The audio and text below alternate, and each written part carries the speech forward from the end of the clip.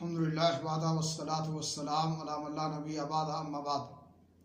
اسلامی بھائیوں، یہ مہینہ جو ہم پر سایہ فکن ہے، یہ محرم کا مہینہ ہے۔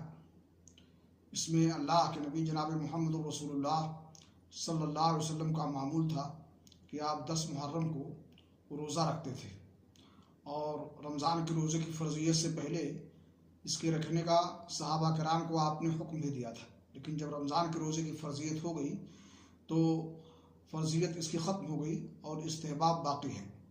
صحیح مسلم شریف کی حدیث ہے، اللہ کے رسول صلی اللہ علیہ وسلم نے فرمایا، صوم یوم عاشورا انی احتسب علی اللہ ان یکفر السنہ الماضیہ، کہ عاشورہ کے دن کا روزہ مجھے اللہ رب العالمین سے امید ہے کہ اس کے رکھنے سے 1 سال گزشتہ کے گناہ معاف ہو جائیں گے۔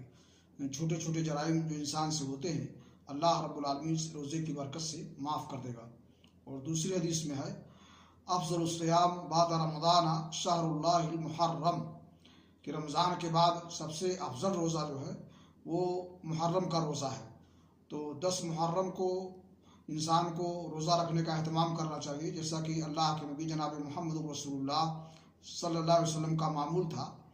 اور آخری ایام میں اللہ کے نبی صلی اللہ علیہ وسلم کو بتایا گیا کہ اس دن کی یہود بڑی تعظیم کرتے ہیں، تو آپ نے فرمایا تھا کہ لئن بقیت الی قابل لاصومن التاسع، اگر آئندہ سال تک میری زندگی نے وفا کیا اور میں باقی رہا تو 9 محرم کو بھی روزہ رکھوں گا۔